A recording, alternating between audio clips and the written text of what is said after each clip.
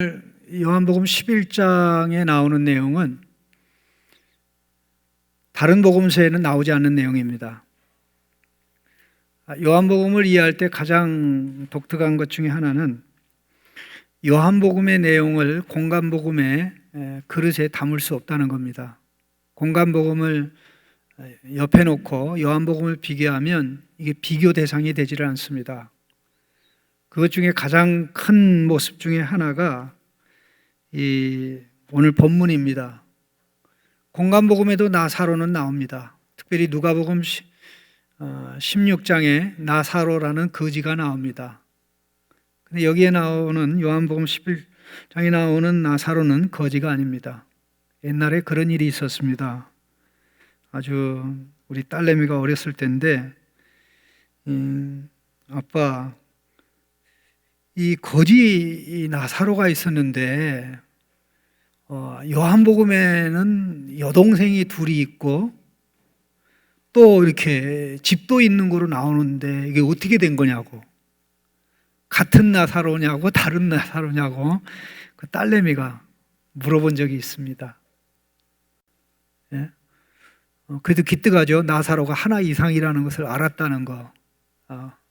언제 이렇게 가족이 생겼냐고 물어봤는데 이름만 같이, 뜻은 이름만 같이 다른 사람이라고 제가 대답한 기억이 납니다. 이 나사로는 특별히 이 사건 때문에 예수님이 그 주간에 십자가에 길을 가십니다. 공간복음에서는 성전 청결 사건 때문에 예수님이 그 주간에 십자가에 달리십니다. 요한복음에는 오늘 본문에 기록된 나사로를 살린 사건 때문에, 그러다 보니까 성전 청결 사건이 요한복음에는 맨 앞에 2장에 나와 있습니다. 예수님의 거의 첫 번째 사역에 해당이 됩니다. 이렇게 틀이 다르다 보니까 비교할 수 없는 그런 내용인데, 그럼에도 불구하고 예수님의 사역을 이해하기 시작한 지 적어도 40여 년이 지난 다음에 그 사건들을 묵상하면서 예수님이 행하신 기적과 표적 속에 어마어마한 십자가 부활의 진리를 담아두셨다라는 사실을 확인하고, 특별히 나사로의 사건을 예수님의 십자가 부활과 연결해서 기록한 겁니다. 우리는 언제든지 나사로를 볼 때마다 개인 나사로를 봅니다. 근데 이 개인 나사로, 역사적인 나사로는 이 본문 안에서는 개인 나사로로 등장하는 게 아니라 예수님이 사랑하는 제자들의 대표로, 예수님이 친구라고 부른 제자들의 대표로 나옵니다. 자, 그러다 보니까 이 본문의 아주 중요한 내용 중에 하나가 예수님이 억수로 나사로를 사랑했다는 것입니다. 그가 병들어 죽게 되었을 때 사람을 보내어 예수님에게 알렸습니다. 당신의 사랑하는 자가 병들어 위독합니다. 무덤 가까이에서도 예수님이 눈물을 흘리는 것을 보면서 유대인들이 그랬습니다. 저가 그를 얼마나 사랑했는가 보라. 그렇습니다. 하나님이 세상을 이처럼 사랑하사 독생자를 주셨으니라고 할 때 하나님의 사랑을 가지고 오신 예수님 사랑합니다. 사랑하기 때문에 제자들을 향해서, 특별히 요한복음 13장에 보면 예수께서 제자들의 발을 씻기 전에 그가 이 세상을 떠나 아버지께로 가실 때가 되심을 아시고 제자들을 사랑하되 끝까지 사랑하사 그랬습니다. 그리고 요한복음 15장 14절 15절에는 너희는 친구라고 하였습니다. 친구를 위해서 예수님이 목숨을 내려놓는다고 했습니다. 너희는 종이 아니라고 하였습니다. 자, 이렇게 보면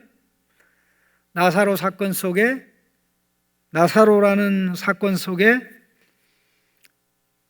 제자들을 위한 예수님의 구원의 계획이 들어있고, 나사로의 죽음과 부활 속에 예수님의 죽음과 부활이 들어있어 나사로를 위해 하시는 모든 것이 예수님이 그의 제자들을 위해서, 좀 더 정확하게는 하나님께서 구원하라고 예수님에게 맡겨주신 하나님의 택한 백성을 위해서 한 것임을 알 수가 있습니다. 예수님은 나사로가 죽어간다는 소식을 들을 때 속으로 굉장히 기뻐하셨습니다. 물론 그 기쁨을 제자들에게 표현할 수 없었습니다. 왜냐하면 그렇게 기뻐하시면 제자들이 미쳤다고 할 것이기 때문에 속으로만 기뻐하시는 가운데, 이 병은 죽을 병이 아니고 하나님의 영광을 위한 것이라고 하였습니다. 그 말을 심부름 맡던 사람이 가서 전해주게 되었는데, 사실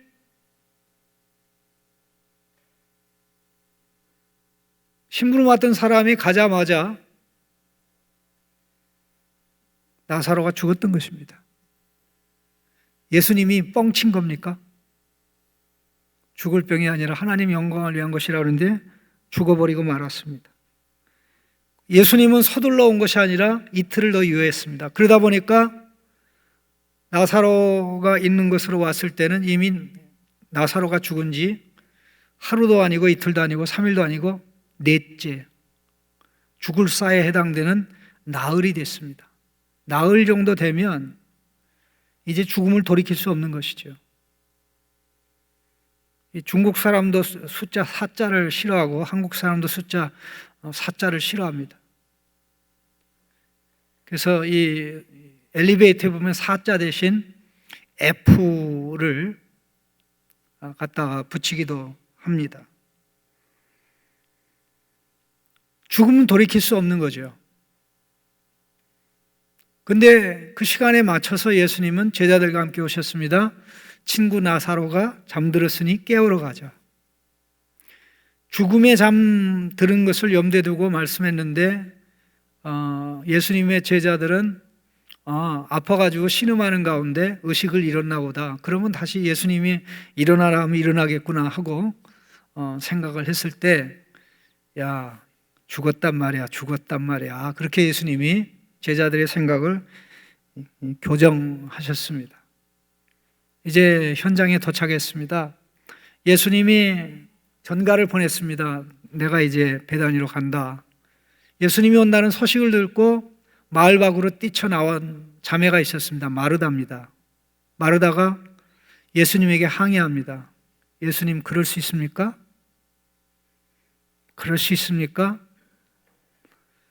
사람을 보냈을 때 그때 같이 오셨어야죠. 그때 오셨으면 살아났을 텐데 예수님이 계시지 않아서 결국 나사로가 죽고 말았습니다. 오라비가 죽었습니다. 자매 중에 하나 마리아는 화가 엄청났습니다. 동생이 예수님을 영접하러 뛰쳐나갈 때 그는 그를 방문차 온 많은 유대인들과 함께 집에 앉아 있었습니다. 예수님은 마르다를 만났고 마르다에게 나사로를 내가 살릴 거야 그랬습니다. 그랬더니 예, 예수님 믿습니다. 마지막 날에 살려주실 줄 믿습니다. 이미 마르다의 마음속에는 나사로는 살아날 수 없는데 마지막 부활의 날에 살아있다고 믿었던 것이죠. 그때 예수님이 내가 부활이야, 그리고 생명이야, 나를 믿는 자는 살아날 거야, 엄청난 말씀을 하셨습니다. 그리고 나서는 마리아를 찾았습니다. 마리아에게 누가 귀띔해 줬습니다. 예수님이 불러요. 그 말을 듣는 순간 슬픔을 억누르고 예수님에게로 달려갑니다. 예수님에게로 달려가니까 위로차 왔던 많은 유대인들이 무덤에 가서 곡하려고 하는 모양이구나 하고 뒤따라왔습니다. 예수님은 마르다와 함께 마르다를 만난 장소에 마을 밖에 있습니다. 마리아가 달려와서 예수님의 발에 주저앉아 엉엉 웁니다. 예수님이 계시지 않아서 오라비가 죽었습니다. 마리아가 웁니다. 마리아를 위로 왔다가 뒤쫓아온 유대인들이 엉엉 웁니다. 그러자 예수님도 울 수밖에 없었습니다. 왜 이 모든 것이 이렇게 전개됩니까? 예수님이 나사로의 죽음과 그를 살리는 일을 통해서 당신의 죽음과 당신의 살아나실 것을 연출하기 위해서 이와 같은 역사적인 드라마를 그의 주권적인 뜻에 따라 연출하신 것입니다. 여러분들이 드라마를 보면 드라마 작가는 전능합니다. 모든 세팅을 자기가 계획한 대로 돌아가게 만들죠. 그러나 그 모든 것들은 영화 각본상에 그렇지 그 드라마를 대본을 쓴 극작가는 전능하지 않습니다. 그러나 우리 하나님은 전능합니다. 작은 사건도 지배하고 큰 사건도 지배하고 보이는 것 보이지 않는 것 모든 것 다 주관하고 움직이십니다.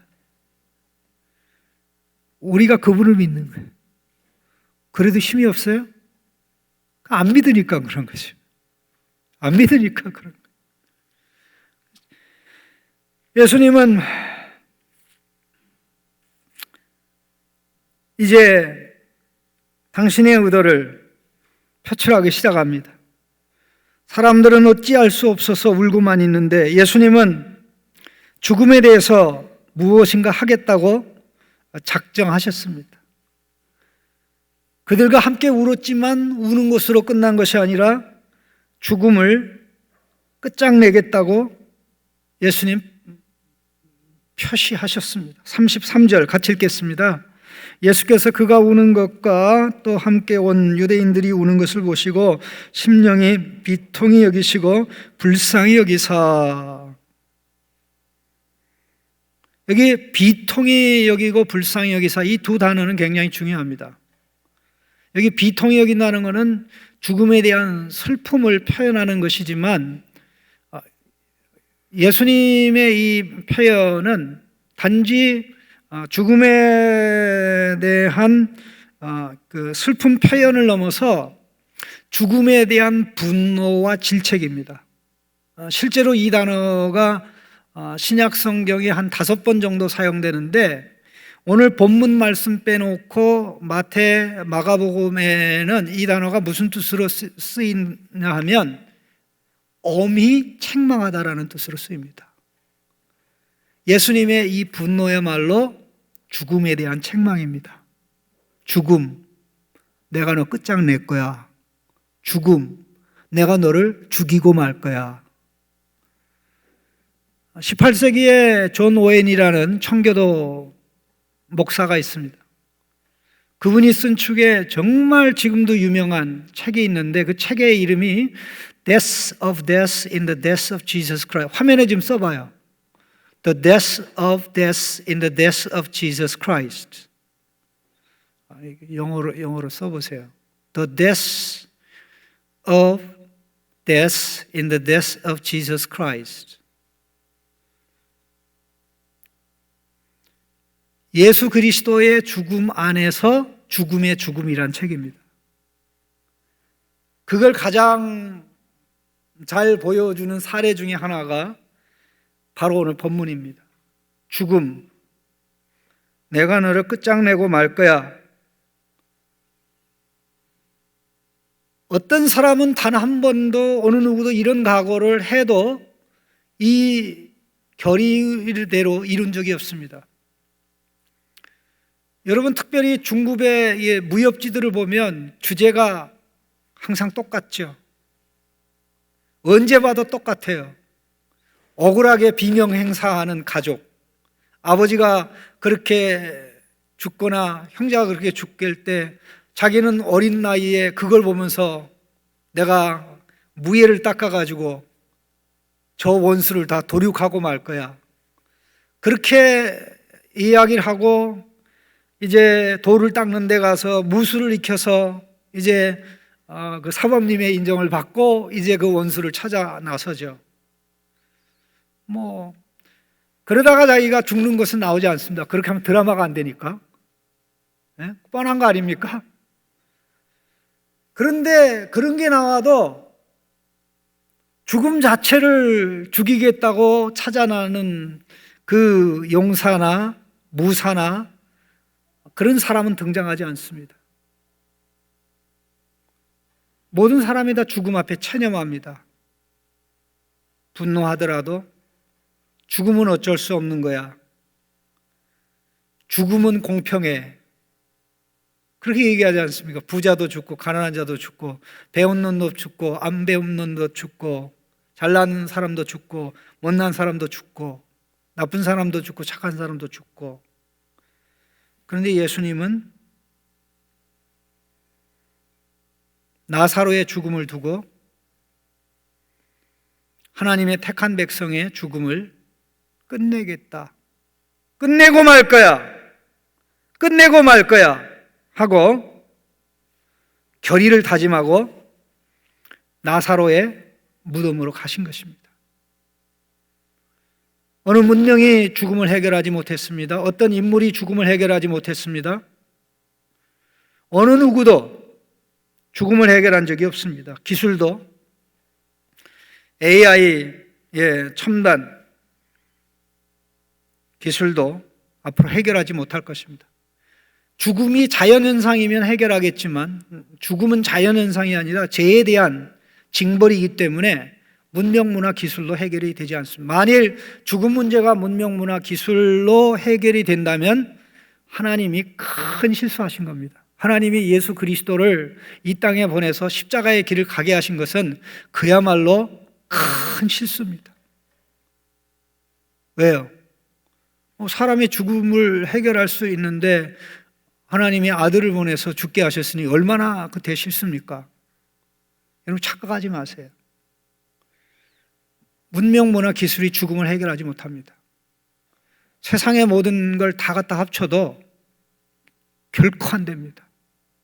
결코 안 됩니다. 이제 예수님은 무덤으로 가셨습니다. 무덤에 가셔서 외칩니다. 나사로가 살아날 수 없다고 생각한 마르다 마리아에게 무덤에 돌을 굴려라 그럽니다. 예수님 냄새가 나요. 냄새가 난단 말이에요. 지금 돌문을 닫아놨는데도 냄새가 나는데 이 돌문을 제껴 열리면 얼마나 더 냄새가 심합니까? 돌 옮겨 놓으라니까.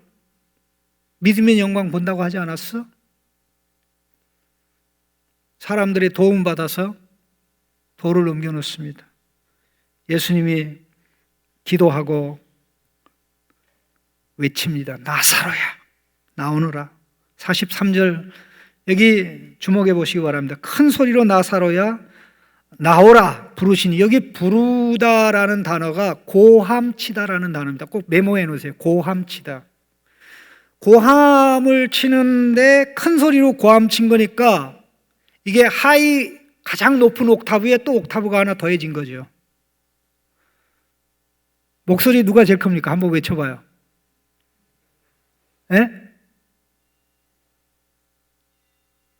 목소리 갑니다. 그거 하지 마세요. 자, 예수님이 작은 소리로 외치면 나사로가 못 들을까요? 큰 소리로 외쳐야만 죽은 자가 들을까요? 아니죠. 죽은 자는 큰 소리로 외쳐도 못 듣고 작은 소리로 외쳐도 못 들어요. 모기만한 소리로 얘기도 못 듣고 땡크 소리를 내도 못 들어요. 저는 오늘 새벽 4시에 교회에 있었는데 교회가 난리가 났어요. 이 경보음이 소방 장비가 이 비정상 작동을 해가지고 이게 뭐 전쟁이 났는 줄 알았어. 건물은 멀쩡한데 왜 소리가 나는데 30분 이상 그러니까 정말 못 살겠더라. 30분 참다가 우리 목사님한테 전화해가지고 이거 어떻게 해결하든가 집사님을 부르든가 조치하라고. 그러기 위해서 해결이 임시로 해결됐습니다마는 예수님이 고함을 지른 것은 이 고함을 통해서 알리고자 한 게 있기 때문입니다. 나사로를 죽은 자 가운데서 불러내는 이 고함은, 지금은 예수님이 이 고함을 쳤지만 바로 그 주간에 조금 있으면 유대인들이 예수님을 향하여 이 고함을 칠 것이기 때문에 그렇습니다. 빌라도에게 유대인들이 5번에 걸쳐서, 4번에 걸쳐서 죽이라, 죽이라, 십자가에 달아라, 십자가에 달아라 얘기하죠. 그게 18장 40절에 첫 번째가 나옵니다. 18장 40절에 보면 그들이 또 소리 질러, 여기 또 소리 질러가 고함쳐라는 단어입니다. 이 사람을 풀어주면 안 됩니다. 바라바를 풀어주란 말입니다. 고함친 겁니다. 데모데들이. 이 소리를 한번 생각해 보시죠. 19장 6절에 또 나옵니다. 예수님을 보고 대제사장들과 그 종들이 고함을 칩니다. 소리 질러, 이것도 고함을 치다라는 단어입니다. 십자가에 못 박으소서, 못 박으라, 못 박으라 그러죠. 12절에 또 나옵니다. 빌라도가 예수를 놓으려고 힘쓰나 유대인들이 소리 질러 고함쳐, 고함치다라는 단어입니다. 그 다음에 한 번 더 나옵니다. 마지막으로 15절에 그들이 소리 지르되 고함치되라는 단어입니다. 우리말에는 일관성이 없이 번역이 되어 있는데 이거는 전부 다 고함치다라는 단어입니다. 그러니 예수님이 혼자 고함을 쳤을 때하고 유대인의 무리들이 여럿이 소리를 쳤을 때 어떻겠습니까? 그 결과가 뭡니까? 16절에 이에 예수를 십자가에 못 박도록 그들에게 넘겨주니라. 예수님이 나사로를 죽은 자 가운데서 불러낼 때 소리친 이 고함은 예수님이 유대인 무리의 고함에 의해서 죽임을 당할 것을 예고한 사건이라는 것이요. 나사로를 쉽게 살린 것이 아니라 나사로를 살리기 때문에 예수님이 죽음의 길을 가셔야 했다는 것이죠. 그러니까 나사로를 죽음에서 불러내는 예수님의 고함은 예수님을 죽음으로 끌어들이는 고함이었던 것이죠. Bringing out Nazareth from death, bringing in Jesus into death. 나사로를 죽음에서 끌어내는 부름은 예수님을 죽음으로 끌어들이는, 그 나사로는 하나님의 사랑하는 자, 제자들, 친구, 하나님의 택한 백성을 가르치기 때문에 바로 그것은 우리에게도 그대로 해당됩니다. 이것만이 아닙니다. 하나 더 중요한 내용이 나옵니다. 44절을 한번 여러분 좀 주목해 보시죠. 44절에 뭐라고 되어 있죠? 죽은 자가 수족을 배로 동인 채로 나오는데 그 얼굴은 수건에 쌓였더라. 여러분 이거 좀 이상하지 않습니까? 안 이상해요? 이게 안 이상해요? 수족이 결박된 채로 무덤에서 나온 게 정상입니까? 비정상입니까? 나사로가 예수님의 음성 듣고 살아났단 말입니다. 근데 무덤에서 나오는데 손과 발이 결박되어 있었다는 거예요. 그리고 얼굴에 이 수건이 덮어져 있었다는 거예요.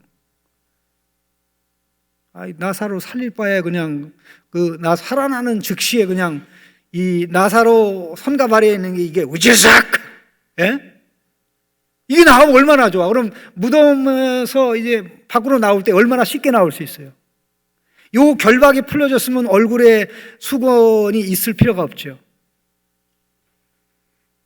예수님이 이것도 연출하신 겁니다. 주권적으로. 겟세마네 동산에서 예수님이 어떤 일이 생겼죠? 여러분 18장 8절을 한번 보세요. 18장 8절에 한번 같이 읽어볼까요? 예수께서 대답하시되 너희가 가거니라 하였으니 나를 찾거든 이 사람들이 가는 것을 용납하라. 여러분, 이 사람들이 가는 것을 용납하라 라는 단어가요, 오늘 44절에 나온 단어하고 똑같은 단어입니다. 풀어놓아 다니게 하라. 여기는 나사로를 풀어놓아 다니게 하라는 것은 나사로의 손과 발에 있는 결박을 풀어서 자유하게 하라는 거죠. 겟세마네 동산에서 예수님이 체포될 때 내 제자들을 체포하지 마, 내 제자들의 손과 발을 결박하지 마, 내 제자들을 결박하지 않고 풀어주면, 그들을 죽음으로부터 자유케 하면 내가 죽음을 위해서 결박될게. 제자들을 살리기 위해서 예수님은 죽음의 결박을 당하기로 작정하신 겁니다. 더 나아가서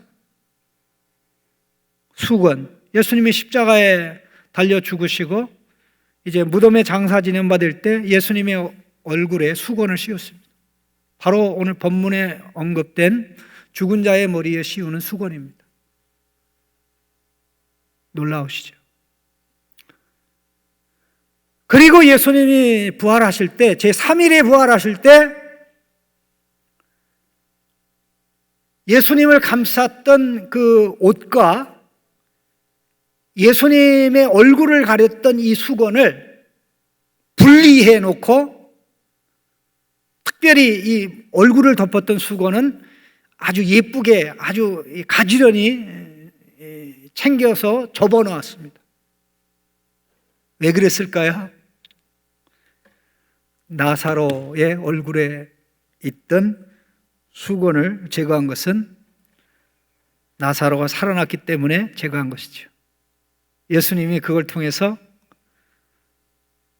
나 살아났어, 나 살아났어, 나 살아났어. 살아난 자는 수의를 입지 않습니다.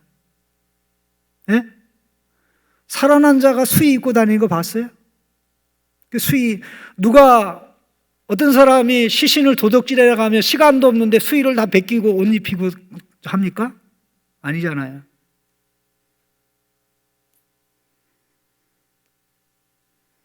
예수님은 이 나사로 사건을 통해서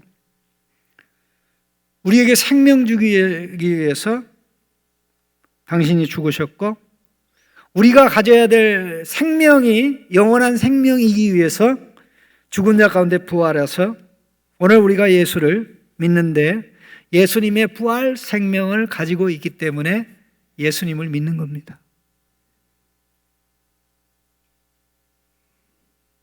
생명이 없는 자는 믿음의 호흡을 할 수가 없습니다.